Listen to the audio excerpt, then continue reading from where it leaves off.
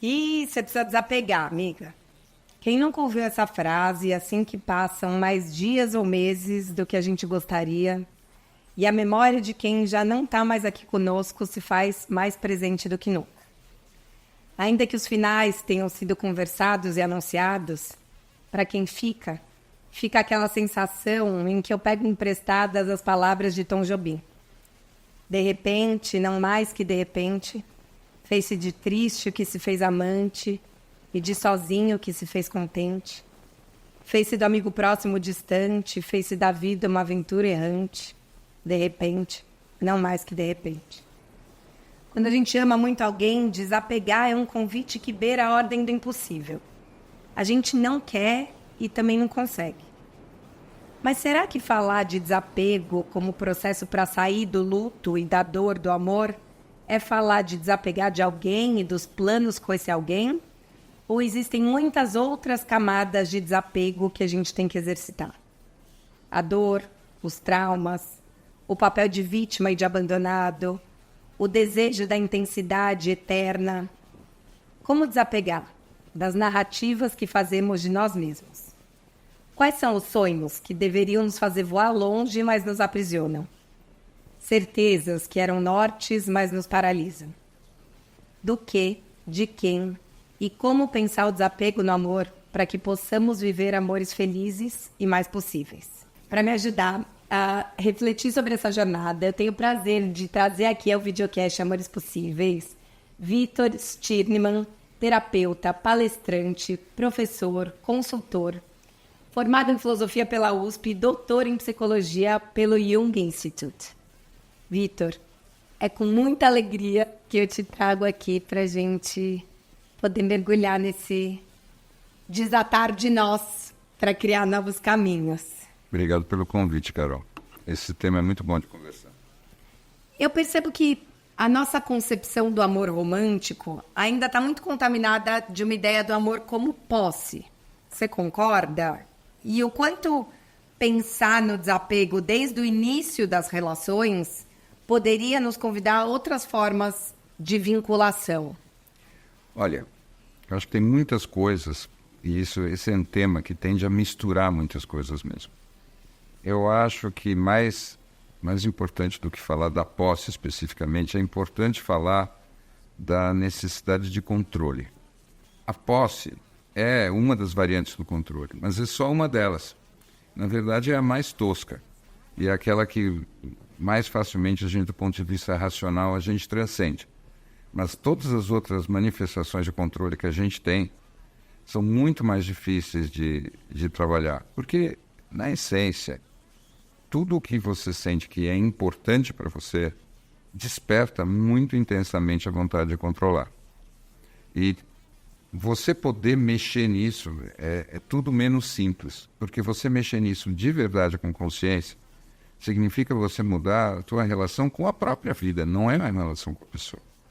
Eu acho que você passar por uma relação com a vida, onde você deixa as coisas fluírem como elas estão acontecendo, sem que você tente o tempo todo puxar para cá, puxar para lá, resolver de um jeito ou resolver de outro jeito, depende de você ter uma compreensão de quem você é e do que você veio fazer aqui completamente diferente daquela que normalmente a nossa cultura e a nossa educação nos contam, né? Então nós somos muito induzidos desde pequeno a olhar para a vida como se fosse assim: se você for muito determinada, competente, souber o que você quer e se esforçar e se sacrificar, você vai ter o que você quer. E eu acho que depois que você já viveu um certo tempo, você descobre que não é assim que funciona. Sim, e acho que é difícil a gente abrir mão desse controle em tempos que nos dão cada vez mais ferramentas de controle. Então, hoje, você compra uma coisa na Amazon e você traqueia o pacote, você coloca o GPS no celular do seu marido dizendo que é só por conta de segurança e você sabe onde a pessoa está. Você vê real time o seu nível de glicemia no seu celular. Como poder abrir mão ou entender que a gente não controla o outro e que isso não necessariamente significa que a gente vai ser enganado, porque eu vejo que também aí a gente tem medo de deixar de controlar, porque a gente é contaminado por todos os nossos traumas, né? Aí vem um outro lugar do apego, a esse lugar da dor, do traído, do enganado, da vítima. Olha, eu acho que o ponto mais importante de todos é começar de uma afirmação simples. O controle não funciona. O controle não existe. Se ele existisse, você comprava ele de uma vez por todas e você estava satisfeito. Na verdade, o que acontece é que a gente vive numa sociedade que mapeia qualquer espécie de desejo e transforma num serviço ou numa mercadoria. Porque, na verdade, se trata de ganhar dinheiro com isso. E o desejo, a necessidade de controle é perfeito, porque é impossível satisfazer. Então, mais um caminho de controle, mais uma estratégia, sempre vai servir. Você pode ter, naquela tua semana, comprado 4 serviços de traqueamento e você ainda tem necessidade do 5º, do 6º, do 7º. Porque, na verdade, você não tem controle. Então, você está correndo atrás de uma miragem. Isso é que eu acho que é o mais difícil nessa história toda. Porque significa que você está completamente à mercê das circunstâncias? Também não. Ninguém é uma vítima das circunstâncias. Ninguém está no mundo sem poder fazer nada. O problema todo é que, do jeito que a nossa cabeça funciona, a gente é muito binário. Ou você está no controle, ou você está completamente à mercê. E, no fundo, não é nenhuma dessas duas coisas. E onde a gente realmente está, o que é pior? Não dá para você diagnosticar exatamente. A cada momento você vai ter uma sensação de que você está um pouco mais no controle ou você está um pouco menos no controle. E esse balanço é o equilíbrio da vida. E não é nos relacionamentos, em todas as áreas da vida. Na profissão também é assim, na saúde é assim, no peso é assim. Em todas as áreas da tua vida que você colocar a tua energia, você vai descobrir isso. Que você está o tempo todo oscilando entre um pouco mais e um pouco menos de controle. E que o lugar do equilíbrio saudável é algum controle eu tenho, mas eu não tenho a fantasia de que está tudo na minha mão, porque não é verdade. E pensando isso do tá tudo na nossa mão, eu vejo que a gente também vive em tempos que hipervalorizam a individualidade e pregam quase que uma independência absoluta. Então, o ser desapegado parece que é uma coisa jovem e moderna. Ah, não tô nem aí, eu sou mais eu. Como não cair nesse conceito deturpado do desapego de não me cobre nada, como se qualquer vinculação fosse um peso, uma amarra, uma âncora? Olha, para mim é assim, quando uma palavra vira modinha, normalmente ela está a serviço da ideologia dominante de uma geração. E a gente está no auge do narcisismo coletivo, tá? Então, para mim, o desapego que se fala por aí nem é desapego de verdade, tá? Tecnicamente falando. Mas é uma palavra-chave para sugerir algo que eu vejo muito, e já faz um tempo, que é, quando ficou na moda você não sentir que depende de nada nem de ninguém. Que é, na verdade, o ideal do narcisista. Tá? O ideal do narcisista contemporâneo é morar num apartamento de 2 andares, um loft, onde você mora sozinho, você tem uma super vista, você é uma espécie de Batman que está ali, e as pessoas entram e saem na sua vida e você não precisa se apegar em ninguém. E é como se isso fizesse com que você fosse mais cool e, na verdade, mais poderoso. Para mim, de novo, isso é um contágio da energia do poder naquilo que devia ser o lugar da gente exercitar essa prática tão difícil que é da energia do amor. Porque acho que isso é altamente angustiante, porque invariavelmente a gente vai sentir saudades, amor, desejo, tesão, dor, raiva. E aí parece que toda emoção é uma espécie de doença autoimune. Como parar de tratar as emoções como doenças autoimunes? Porque ou a gente se culpa ou a gente se desculpa com o né, para o outro de desculpa por eu estar sentindo isso. Eu vejo muito nas mulheres também que me escrevem nas redes de mas quando eu demonstro afeto, os caras vão embora, como se o próprio sentir já fosse uma coisa que fosse afastar, ter as expectativas. Olha, então, se relacionar de verdade com intimidade é difícil e muitas vezes dói e muitas vezes não dá certo. Quando você junta essa realidade, essa experiência, com essa moda narcisista, é muito comum que as pessoas saiam de alguma experiência dolorosa com essa história de eu sou mais eu vou cultivar a mim mesmo e tudo mais, etc, etc. E aí, a verdade é que quando a intimidade começa, a ameaça aparecer, as pessoas já saem fugindo ou sabotando essa possibilidade de intimidade. Porque é assim, quem se apaixonar primeiro, perdeu. Sim. Esse é o jogo que muitas vezes é jogado. E é claro que isso é um tiro no próprio pé. O que o ser humano mais precisa, eu pelo menos acredito muito nisso, é dessa oportunidade de se jogar na experiência do amor. Quando eu era moleque, dizia muitas vezes assim, ame e dê vexame. E eu acho que isso eu acho que é uma realidade que hoje em dia a gente evita demais. Entre se apaixonar ou correr o risco de ser ridículo, as pessoas preferem não se apaixonar. Mas muitas nem percebem isso, né? Porque eu vejo que tem algumas que percebem e tiram o pé, outras tão apegadas à narrativa de eu sou a última, das mulheres de coração profundo, não percebem que estão num processo de afastamento e seguem roubando o mundo, os tempos líquidos. Sim, claro. Até porque, veja, da mesma forma que você tem as pessoas que não se apegam de verdade, ficam só brincando, você tem o time oposto, que é o time dos viúvos, que também é a mesma coisa, tá? É a mesma defesa da própria imagem narcísica, da própria visão que você tem de você mesmo, que você faz tanto numa posição em que você não vai abrir jamais mão da memória ou do sentimento daquela relação, quanto você não se conecta com ninguém. Você, na verdade, não é em nenhum dos dois casos sobre o outro mesmo. É sobre você o tempo todo. Né? Então, quando eu sei que você estuda psicanálise, quando o Freud escreveu Luto e Melancolia, ele estava falando disso. Sim. Ele estava falando do quanto que esse luto que não passa, na verdade, é narcisismo. Né? E isso é uma pancada na boca do estômago, que é difícil das pessoas digerirem também. Eu lembro que eu ouvi uma fala sua que dizia que tem pesquisas que mostram que as pessoas passam de ser cerca de 70% do tempo pensando nas mesmas coisas.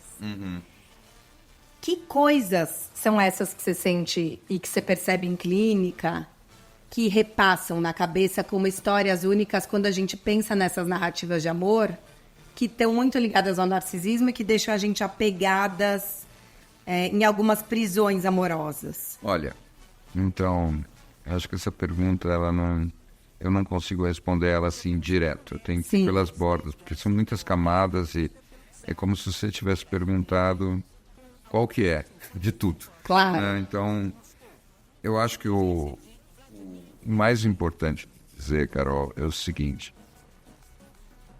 Em última instância, cada relação significativa que você tem cria uma identidade para você.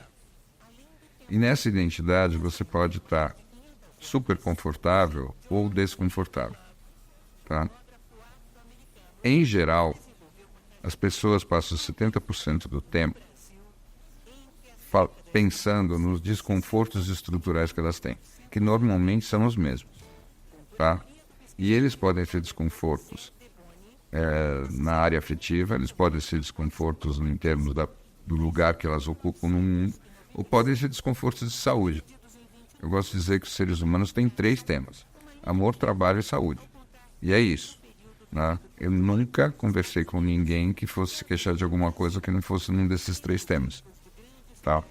E agora, em geral, o que as pessoas ficam na cabeça são justamente aqueles desconfortos que não mudam. E, em geral, isso acontece por quê? Porque esse desconforto está associado com algumas relações, alguns contextos, que são muito centrais para a identidade da pessoa. Então, a pessoa fala de si, que é do que ela normalmente fala espontaneamente, as pessoas espontaneamente falam delas mesmas, ainda que de uma maneira indireta. E elas fazem isso falando dos desconfortos que as identificam no mundo. Tanto que eu gosto de falar que as pessoas têm pet problems. Então, são os problemas de estimação. E elas ficam com esses problemas de estimação. Tenta arrancar o problema de estimação de uma pessoa. Ela vai ficar esvaziada, nua, perdida. Tá? Então, eu te diria que eu não acho que o mais difícil é a pessoa transcender o problema. O mais difícil é a pessoa se acostumar com a versão dela mesma sem o problema. Isso é lindo, que eu acho que quando a gente pensa no desapego, talvez essa seja a primeira coisa da qual a gente deva desapegar. Porque quando a gente passa por um luto afetivo, em geral, você pensa nessas mudanças externas. Então, desde essas coisas simples, do tipo, então vou cortar cabelo, então vou fazer o feng shui, vou mudar os móveis, ou vou sair com outras turmas de amigos. A gente fica esperando um novo momento da vida, quando eu for promovido, quando eu mudar de cidade. Quando, na verdade, talvez o movimento tem que ser interno, né? Eu preciso trazer, mexer nesses pontos internos e se libertar desses pet problems para poder deixar espaços vazios, né? Eu diria até mais simples. É assim, você precisa mudar a tua relação com você. A resposta é sempre uma variante de qual a mudança que eu vou fazer em mim mesmo. Quando eu faço essa mudança, se ela for na direção certa, você vai perder a aderência ou o gancho que te prende naquele tema e naquele problema. E é tão interessante ver isso que, Carol, a gente pode abandonar um problema do dia para a noite que nos acompanha há um tempão, ficar sem ele por um longo tempo e depois subitamente voltar para ele, como se nada tivesse acontecido. Entendeu? É como se você tivesse deixado ele numa gaveta, depois você finalmente abre a gaveta, cá está você. Quanto tempo eu não te via? Por quê? Porque você, dentro de você, você mudou de lugar, mudou de posição. Então você pode voltar para uma posição velha também. Isso também acontece. Mas o mais importante é você ter essa consciência que uma relação que te deixa aprisionado é uma questão de você entender quem você está sendo nessa relação e por que você precisa dessa pessoa. Quais seriam as outras infinitas possibilidades de você que, se você exercitasse ou incorporasse, aquela relação não faria mais sentido daquele jeito. Acho que é sempre esse o caminho, né? E que talvez você está sendo essa pessoa numa relação que não tem nada a ver com a relação de origem dessa sua persona, né? Porque o que eu vejo muito é, muitas vezes, não sei, você era o filho que era o menos inteligente ali dos seus primos. E aí já passou, você já tem 40 anos, você tem um emprego bom, tá tudo certo, mas você segue se colocando como o cara que precisa trabalhar mais, porque você não é tão bom quanto os outros. Ninguém te falou isso. Essas pessoas já te olham de um jeito diferente. Mas você se coloca ainda como aquela criança de 6 anos, que a avó falava, nossa, mas você, hein? Toda história pessoal é muito ancorada nessas dores e traumas? Veja, eu acho que não tem dúvida de que essas vivências iniciais da vida, elas têm um peso maior porque foram as primeiras. As outras vêm em cima delas. Então, quando você tem uma experiência forte sobre alguma coisa, tudo que tiver a ver com o mesmo contexto, você tende a associar com aquela primeira experiência. Nós estamos o tempo todo aprendendo, mas as primeiras impressões e as primeiras conclusões, elas têm um peso maior, é simples assim. E quando a gente fala de primeiros anos de vida, ainda tem que levar em conta o fato de que o ser humano começa a vida muito maleável. E ele vai perdendo essa maleabilidade psicológica mais tarde. Ela é biológica também. Então você começa muito maleável, você tem um monte de neurônios que depois, se não forem usados, vão morrer e assim por diante. Então o resultado disso é que não tem como os primeiros anos de vida não serem muito marcantes. Eu vou te dizer mais. Dependendo da idade, eu nem sei se dá para você mudar isso. Eu acho que tem algumas coisas que acontecem nos primeiros anos de vida que sempre vão estar com você. Não adianta você querer ter tido os primeiros 2 anos diferentes do que eles foram. Tá? Eles vão ter sido o que foram e vão estar configurando a tua cabeça, eu acho, para sempre daquele jeito. Agora, claro que você pode transcender em boa medida tudo isso. Claro que o papel que isso vai ocupar dentro de você varia de acordo com a tua evolução e com o teu temperamento e com a tua inclinação. O que eu acho, em geral, é que quanto mais essa parte da primeira infância tem um papel menor, ou quanto menos papel ela tem, quanto menos força ela tem naquilo que você faz, naquilo que você sente, mais livre você é. As nossas opções adultas, elas costumam trazer mais variantes do que as opções infantis. E é por isso que quando uma pessoa ela é muito infantil, no jeito de funcionar, ela tende a repetir sempre as mesmas coisas, os mesmos relacionamentos, só troca o nome da pessoa. Sim. Mas é exatamente a mesma coisa. E, em geral, isso é resultado de uma emocionalidade mais infantil. E como exercitar esse amadurecimento da emocionalidade? Eu acho que é o seguinte, tá? Quando você realmente entende que cada relação transforma você, mas que essa transformação é da relação, ou seja, você vai mudar, mas isso não necessariamente significa que o outro passa a ser seu dono, ou teu amo e senhor, ou vai ter todo o poder do mundo sobre você. Durante aquela relação as coisas se encaixam daquela maneira e às vezes é muito difícil mudar. Mas isso é aquela relação. E você pode, numa outra relação, sentir coisas diferentes e ser de outras maneiras. Quando você entende isso de verdade, você começa a pensar na relação como um espaço de oportunidade para você crescer e explorar facetas de você e da vida. Tá? E eu acho que quando você olha para uma relação assim, você começa a pensar nas suas relações como escolhas, não como o destino que chega e te condena a viver alguma coisa. E você está numa versão mais adulta de você mesmo. Você vive a vida com uma sucessão de escolhas que você está fazendo todo dia. Né? Eu acho que é por aí. E te ouvindo falar, eu fiquei pensando, você tem muitas referências também das culturas orientais, e agora há pouco você estava também um tempo no Japão, né? Uhum.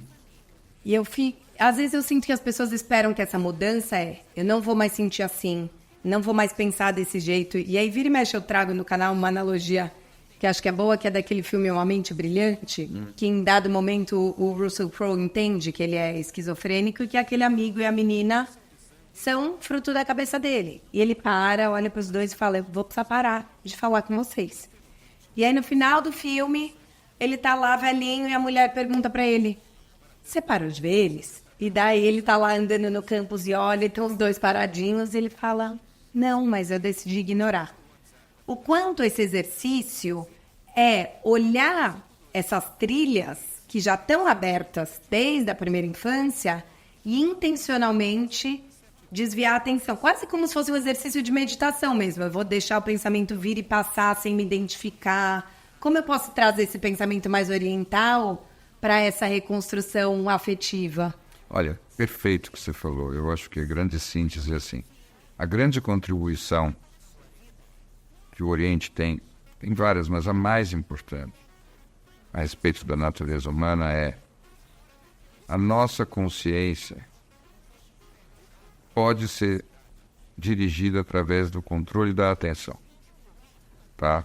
No Ocidente, nós não olhamos muito para isso. Então, é quase como se você tivesse um foco que vem da importância da própria coisa e do próprio objeto, e quando você cansa ou quando você perde o foco, paciência, é isso que aconteceu.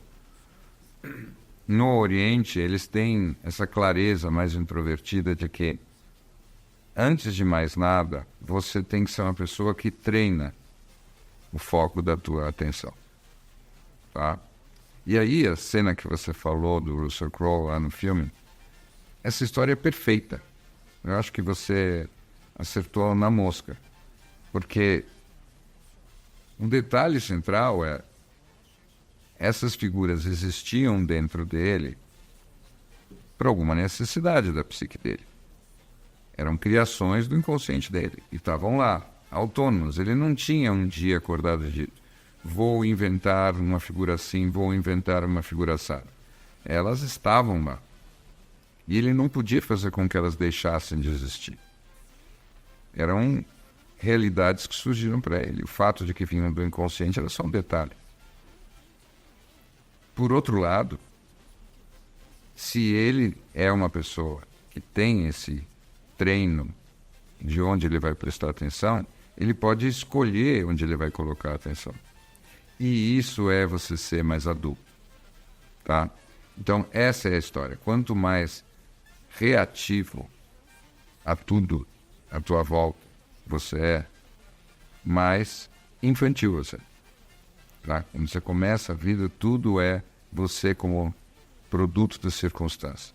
Isso é um processo bem cabalístico mesmo. Na Cabala isso é muito claro. Você se tornar criador é você ganhar autonomia em relação às circunstâncias. Quando você não tem autonomia, você é criatura, você não é criador. Então, a gente começa a vida como criatura, filho, produto de deuses que são os nossos pais. E a história toda é que eles vão se humanizando, nós vamos crescendo, e nós temos que virar criadores da nossa experiência e não mais criaturas. Eu fiquei pensando nesse processo de virar criador da experiência, como a gente também desapega do fracasso. Porque eu vejo que além da dor e dos traumas, a gente vai acumulando fracassos e aí parece que a gente está sempre em dívida, né? Então foram os trabalhos que não deram certo, as relações que não deram certo, as viagens que não deram certo, a gente vai acumulando e por mais que a gente mude, a gente carrega essa conta negativa de desencontros, de intercorrências. E aí parece que a gente usa elas como espécie de gabaritos. Não sei, às vezes eu sinto que a gente está quase que num estado de estresse pós-traumático, onde eu uso o meu passado para prever ali possíveis ameaças, para entrar no modo de luta ou fuga e sair correndo. E aí eu vou ver possíveis potenciais de ameaça e fracasso o tempo inteiro. Como também... Então, eu tenho a impressão que essa história toda do desapego, você tem falado bastante disso na nossa conversa. Eu acho que o desapego é meio que um fantasma. Assim, desapego do jeito que as pessoas estão propondo é impossível. E se a gente entende de um outro jeito, é relativamente simples até. O que eu quero dizer com isso? Em geral, as pessoas estão falando em desapego porque elas querem que pare a dor. E pare a dor, tanto a dor que elas já estão sentindo, quanto elas querem também a possibilidade de ter mais garantia de que não vai doer de novo. E isso é o que elas chamam de desapego. Na verdade, é uma fantasia de um jeito de funcionar que não doa. Tá? E que não é diferente de uma espécie de anestesia de alma, que, em última instância, o que vai produzir é uma profunda perda da própria intensidade da vida e da riqueza da vida. Então, para mim, isso não tem o menor sentido. Se você quer saber como é que a gente desapega, por exemplo, do fracasso, a resposta é simples. Fracassa muito. Assim, a cura que você tem de um fracasso é o próximo. E depois o próximo. Então, a resposta para mim, para tudo isso, é sempre mais. Vai mais. Então, assim, esse amor não deu certo, ama mais. Ama o próximo. Fracassou aqui, tenta de novo. Investiu e perdeu, arranja um jeito de investir de novo. Se você vai fazendo isso número de vezes suficientes, não é que vai ficar tudo indiferente. Mas as dores e as alegrias, elas vão naturalmente ganhando o tamanho que tem que ganhar. O problema é que nós somos muito infantis. Então a gente quer resolver a coisa de uma vez por todas. A gente quer fazer uma tentativa E se deu certo, nós somos winners. E se deu errado, nós somos losers. Assim, e isso pode fazer sentido quando você tem 5, 6 anos de idade. Mas levar uma visão de mundo assim pela vida fora é realmente a receita da encrenca, né? E acho que isso conecta muito com o começo da nossa conversa, que é essa necessidade de controle. E eu percebo como as pessoas estão lidando mal com o imponderável no amor. Com eu vou propor algo e eu não sei o que a pessoa vai responder. Eu imaginava que dali a 6 meses a gente ia estar morando junto e a gente ainda não está. Isso não significa que o cara está me enrolando. Pode ser que daqui a mais um mês a gente more junto. Pode ser que a gente termine daqui a 2 meses. Não dá para saber. Por que a gente está tão angustiado com esse não saber? Então, olha, vou te contar a minha leitura, tá? Ela é meio... tem um lado meio pesado nela. Mas vamos... Bom, mas é bom. A gente gosta de verdades duras. Então. Olha, eu vou te dizer o que eu acho que está por trás disso no limite, tá? Para mim, é uma fase da nossa história, civilização, que se chama o capitalismo tardio. O que eu quero dizer com isso?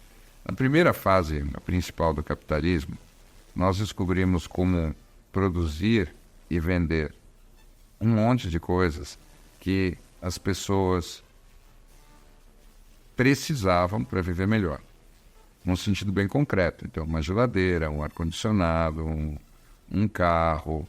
Então, você constrói as coisas, você vende as coisas, as pessoas adquirem essas coisas. Ou mesmo outras coisas diferentes, mas todas na direção de vou melhorar mesmo a minha vida. O que aconteceu nos últimos 30 anos, talvez, acho quase 40, é que as coisas mudaram. E o capitalismo começou a investir em tentar vender para nós não as nossas necessidades concretas, a solução delas, mas começou a querer simplesmente cuidar dos nossos desejos, porque eles são infinitos.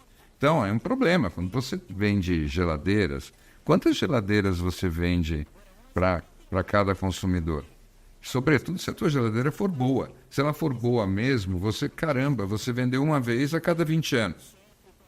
Agora, se você abandona esse negócio de vender geladeira e você tenta vender leveza, alegria, sensação de ser especial e essas coisas todas, você vende todo dia. E o capitalismo tardio, ele foi avançando nessa direção. Isso aconteceu no século XX e ficou, a partir do começo dos anos 80, 90, virou isso mesmo. O resultado é, as pessoas começaram a ser paparicadas. E a lógica passou a ser, você se realiza no mundo como consumidor. Então, os seus desejos infantis fazem de você um consumidor que pega todo o seu dinheiro e gasta ele tentando satisfazer esses desejos infantis, que, obviamente, só tem que ser satisfeitos por muito pouco tempo, porque o importante é que você logo consuma de novo. E por isso que é o capitalismo tardio. Não é mais baseado em dar para as pessoas aquilo que elas precisam para ter uma vida materialmente adequada. Mas é o contrário, você ficar paparicando todo mundo como se a vida pudesse ser uma Disney. E a gente chegou num ponto em que as pessoas que têm mais dinheiro são as maiores vítimas e as mais coitadinhas desse processo perverso, porque elas realmente gastam milhões o tempo todo para viver na Disney. E estão sempre insatisfeitas. Claro, mas é porque tem que estar insatisfeita. Porque a lógica da Disney é, no momento que você acabou aquele brinquedo, você tem um intervalo que já começa a ser de angústia até o próximo brinquedo. E tem que ser assim, porque se não for assim, a Disney não funciona. Então, na verdade, nós já chegamos num ponto que as pessoas supostamente melhor sucedidas na brincadeira são os maiores hamsters que fazem a rodinha girar. Então, com isso, nós criamos uma civilização, não é nenhuma cultura, uma civilização que nos infantiliza o tempo todo. Tá? E a gente vai ficando cada vez mais infantil. Então, nossa capacidade de enfrentar perrengues ou coisas mais duras só vai diminuindo.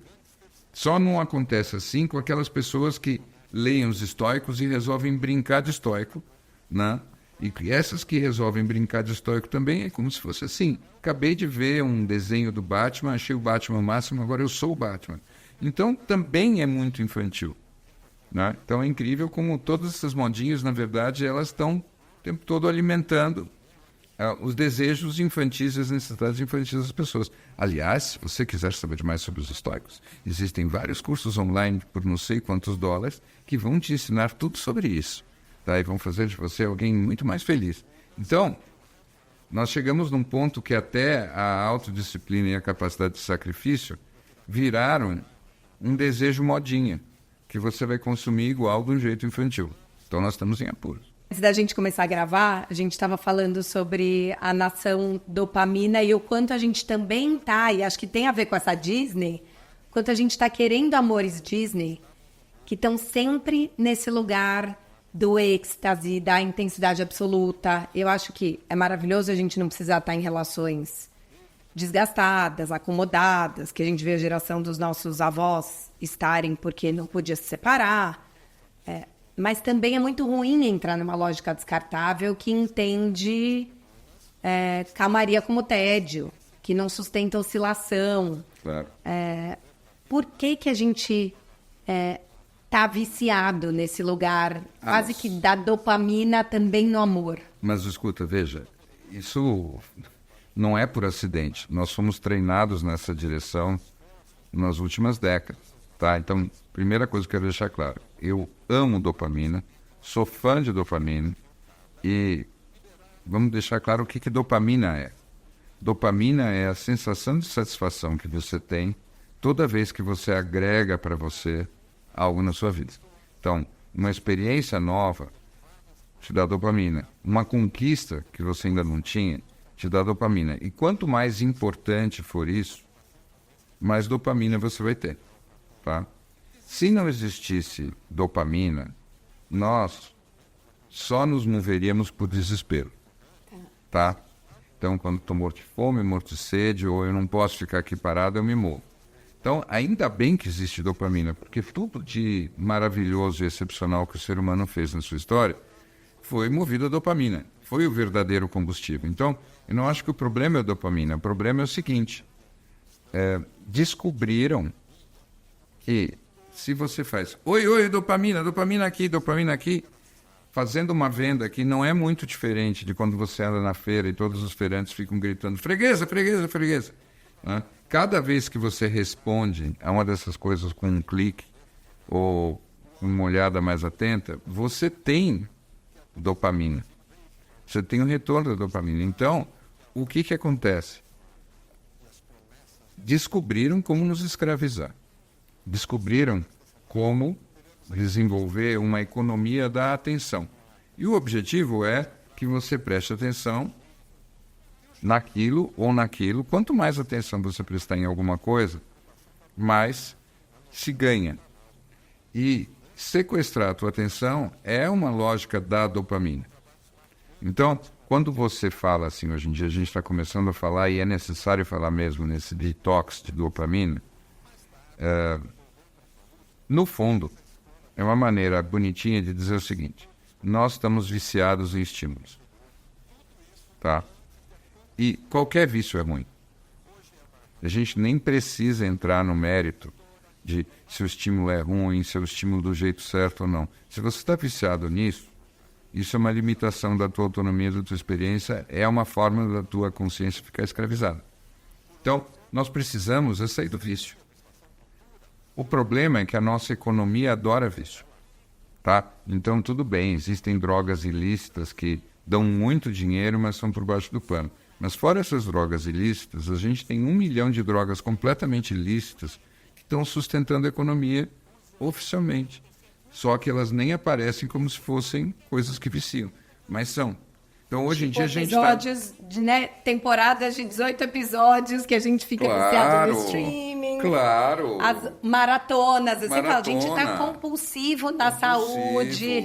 Compulsivo. E tem um barato nisso que... Atire a primeira pedra quem nunca experimentou. Ele é real e é uma coisa incrível. O problema é que, hoje em dia, se você não fica esperto, a tua vida vai ficar tomada por esse tempo gasto e essa energia gasta em coisas que você não sabe muito bem por que você está fazendo, e com um anseio meio vago e meio angustiado de que a vida verdadeira deveria ser outra coisa. Quantas pessoas não andam pela rua com essa sensação? A vida verdadeira que eu devia estar tendo é outra. Eu não sei muito bem qual que é, mas não é essa. Muito bem, é oficial. À medida em que você sente isso, você provavelmente está sendo um zumbi. E você precisa descobrir como é que você vai deixar de ser zumbi. Esse que é o recado.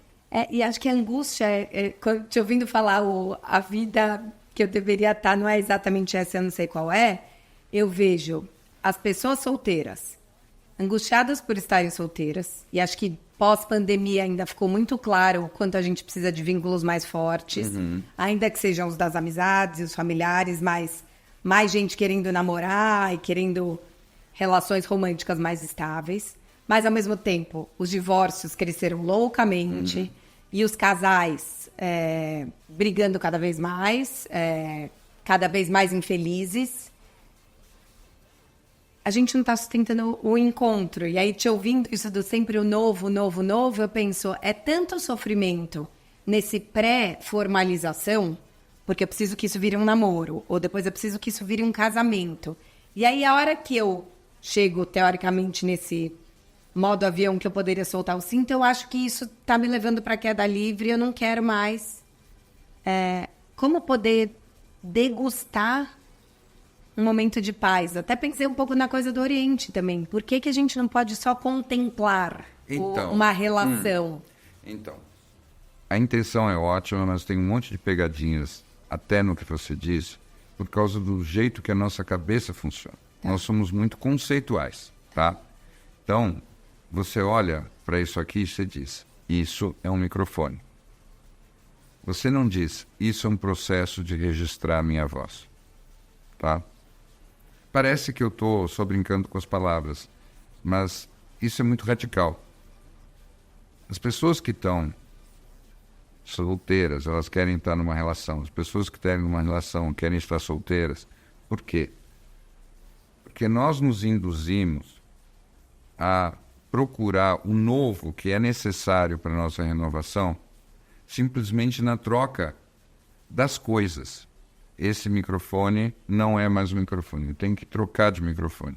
Ao invés de pensar que eu posso me relacionar com esse microfone de muitas maneiras diferentes. Então, nós efetivamente precisamos do novo. Então, eu pessoalmente não acredito nessa paz em que está tudo parado e a gente ficar nela há muito tempo, porque eu acho que isso é contrário à vida. E todos os caras que eu conheci que vivem em monastérios, etc., eles não vivem naquilo que parece uma paz estática. Eles vivem, na verdade, uma vida tão ou mais dinâmica do que as pessoas normais, só que o dinamismo que eles vivem é num intervalo tão mais sutil que, para a maior parte das pessoas que estão do lado de fora, parece que está tudo parado. Que eles não precisam pular durante 3 dias com música alta para dizer que a coisa foi o máximo. Eles podem ficar parados, meditando 4 horas e dizer, uau, hoje foi rock and roll, hein? Coisa que já aconteceu comigo. Uma meditação que eu estou ali parado, ninguém viu nada, e eu digo, uou, tá? Isso existe, é uma possibilidade que o humano tem. Mas nós estamos completamente condicionados a olhar para tudo como se fossem coisas, e quando você vai sentir uma coisa diferente, você tem que trocar de coisa. Eu falo que eu gosto de pensar o amor como um caleidoscópio, as relações como um caleidoscópio, que é isso de você ir trocando as imagens sem pensar que tem um gabarito, sem ser um cubo mágico, que tem o jeito certo e a gente tem que voltar para aquele lugar. Tem horas que a imagem vai ser mais bonita, horas vai ser mais feia, as peças vão estar mais juntas, horas mais separadas, mas eu vejo que de alguma forma a gente tem quase que uma em busca do tempo perdido. Quero voltar para a relação como era, ou quero ter algo que eu não encontrei com essa pessoa. E o quanto isso... Porque às vezes eu sinto também que a gente está numa sociedade tão mental que a gente quer combinar muitas regras. Eu vejo até essa coisa do então vamos abrir a relação. Tem um protocolo de 380 coisas. O quanto esse brincar de outras formas de se relacionar com o mesmo parceiro ou parceira é mais dentro do fazer e do sentir do que do combinar as regras. não tenho nenhuma dúvida de que você está certo. Eu acho que é por aí mesmo. Hoje em dia, de novo, eu acho que isso tem a ver com as lógicas capitalísticas e tudo mais. Nós olhamos para tudo numa chave de problema, solução de problema. Problema, solução de problema. Então, o jeito de pensar é muito tosco. É assim, tem algo te incomodando? Não, então você não tem problema. Se algo te incomoda, então você tem um problema. Se você tem um problema, identifica qual é o problema. Aí encontra a solução.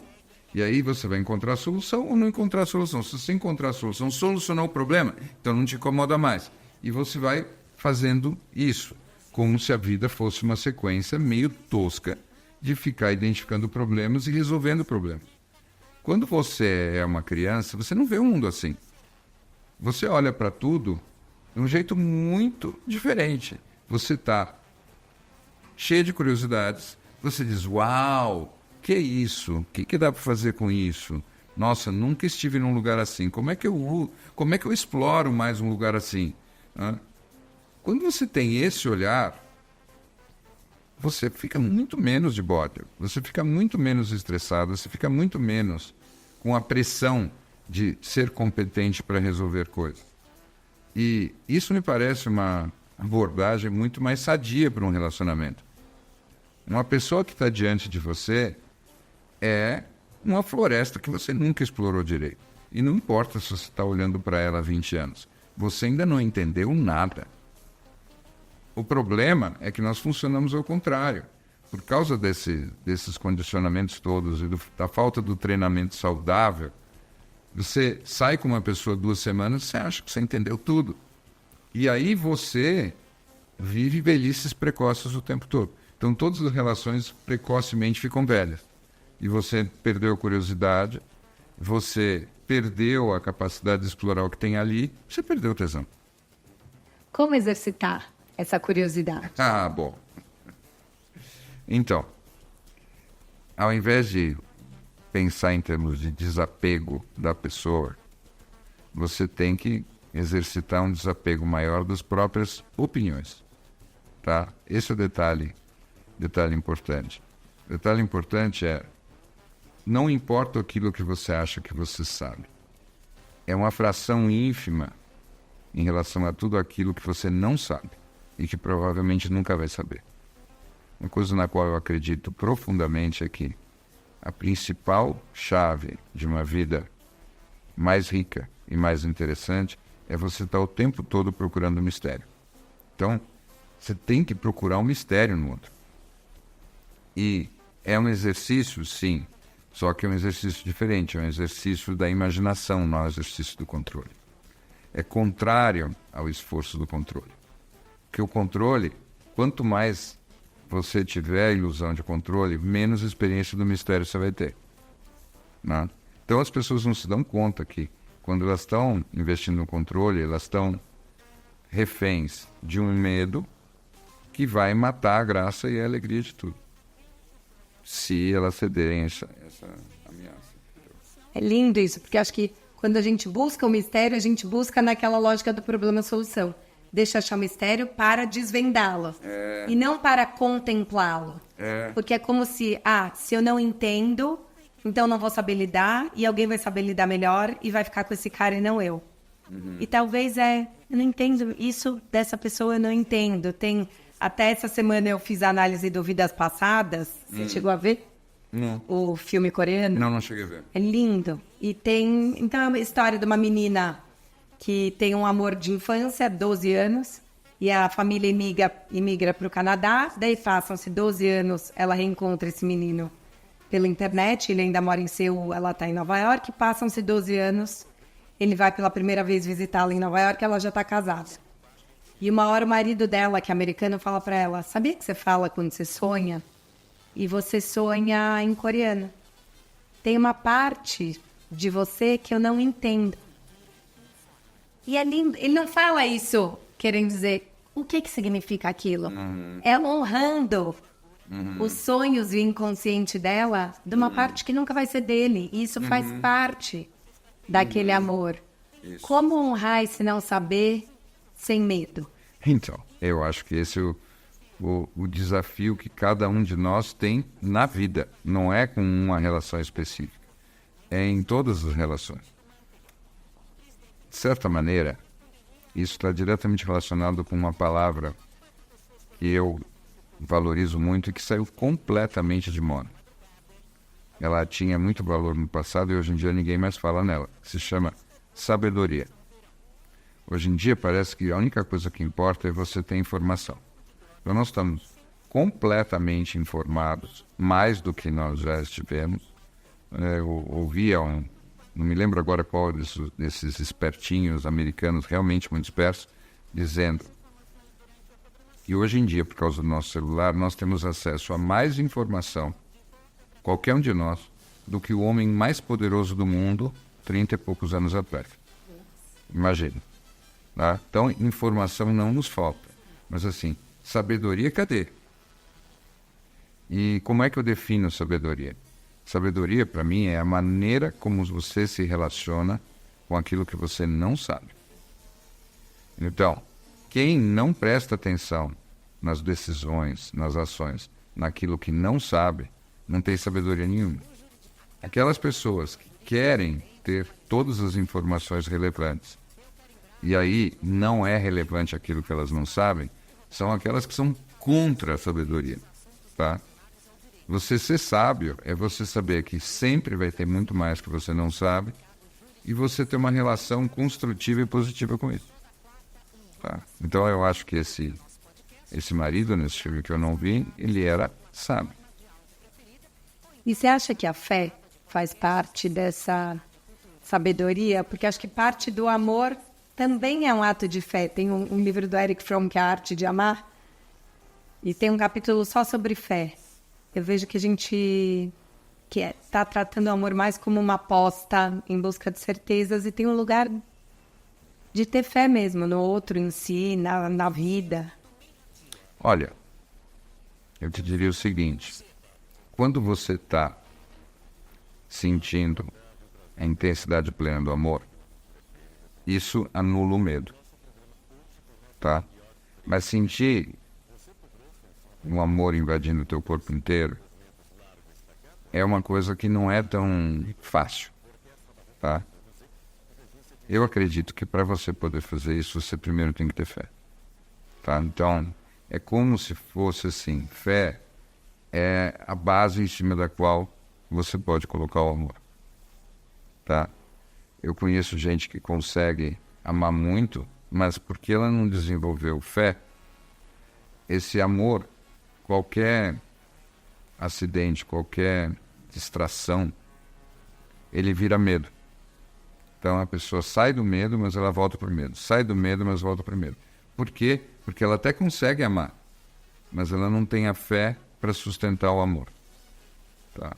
Então eu acho que você, na medida em que você não tem controle das coisas, você tem que ter fé. E que fé é essa? Veja, ninguém sabe por que está aqui. Ninguém sabe por que nasceu. Ninguém sabe onde estava antes de nascer. Tem uma hora que você esfrega teus olhinhos, dizem que você chama Carol, e pronto, você tem que aceitar isso. E aí começa a história que você lembra. Agora, tudo que estava antes, você, em princípio, não lembra. Mesmo aquelas pessoas que têm talentos esotéricos, elas têm histórias de memórias na cabeça que também elas dizem, bom, acho que é isso, mas o que está por trás disso eu também não sei. O mistério é a nossa origem. Então, ter fé é basicamente você dizer o seguinte para você mesmo. Tudo isso que está acontecendo, em última instância, eu não sei o que é e não sei se um dia eu vou saber.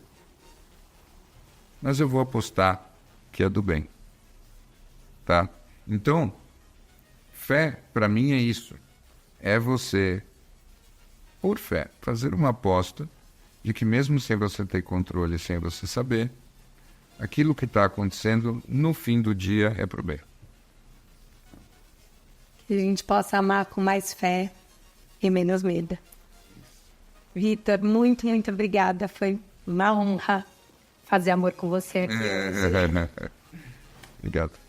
Prazer foi meu. E queria agradecer ao Unlock, que é nossa parceira dos microfones e pedestais. Eles têm vários desses kits para pessoas que também estão gravando. Vou deixar os links deles aqui nos players de áudio e também no YouTube. Muito obrigada e aguardo vocês semana que vem.